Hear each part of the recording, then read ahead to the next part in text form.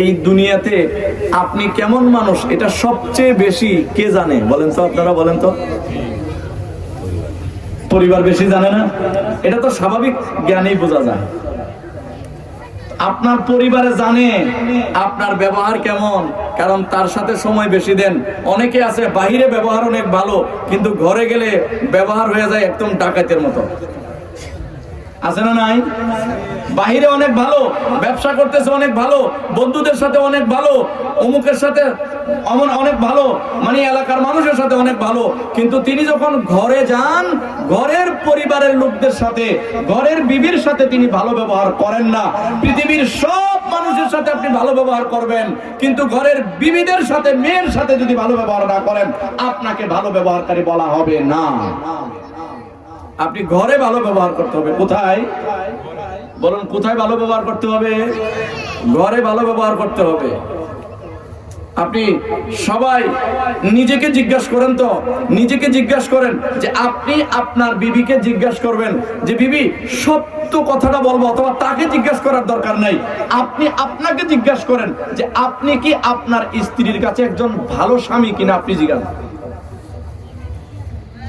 যে আমি আমার স্ত্রীর কাছে একজন ভালো স্বামী কিনা, আদর্শ স্বামী কিনা, আপনি আপনাকে জিজ্ঞাসা করেন, দেখবেন 10 সেকেন্ডের মাথাতে না উত্তর আসবে যে না, তুই তো আদর্শ স্বামী না, তুই তো খাবারে তোর বউরে কষ্ট দেস, তুই পোশাকে কষ্ট দেস, তুই কথায় কষ্ট দেস। বিভিন্ন ভাবে স্ত্রীকে আমরা কষ্ট দিয়ে থাকি। সাহাবী আল্লাহ রাসূল সাল্লাল্লাহু আলাইহি সাল্লামকে জিজ্ঞাসা করেছে, আমার স্ত্রী আমার কাছে কি পায়? রাসূল সাল্লাল্লাহু আলাইহি সাল্লাম বলেছেন, হ্যাঁ কিছু পাওনা আছে, খাবার দাবার আছে, পোশাক আছে, গালিগালাজ করা এখন তো স্বাভাবিক ব্যাপার হয়ে গেছে, স্ত্রীদেরকে গালিগালাজ করা। ও মায়েরা, স্বামীর ঘরেও আপনার সম্মান, স্বামীর ঘরেও আপনার সম্মান, পিতার ঘরেও আপনার সম্মান, স্বামীর ঘরেও আপনার সম্মান। আর কি, আপনি যদি মা হন, সন্তান হয়, মা হলেও আপনার সম্মান। মায়ের সম্মান আছে না নাই?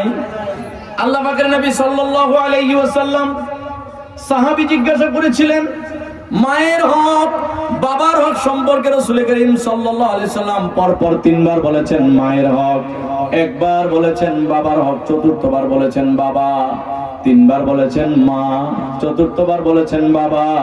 তো মায়ের হক বেশি হলো, মায়ের সম্মান বেশি হলো না বাবার সম্মান বেশি? মায়ের সম্মান বেশি। আপনি যখন মা হয়ে যাবেন, এখানেও আপনার সম্মান বেশি।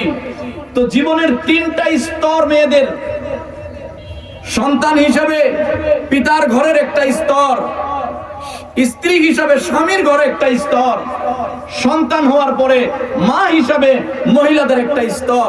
আল্লাহ তাআলা এই 3টা স্তরে মহিলাদেরকে কত সম্মান দান করেছে, জোরে বলেন সুবহানাল্লাহ। কি সম্মান দান করেছে!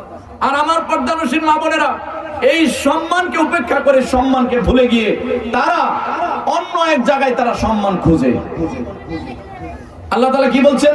ওয়াকারনা ফি বুয়ুতিকুন্না ওয়ালা তাবাররাজনা তাবাররুজাল জাহিলিয়াতিল উলা।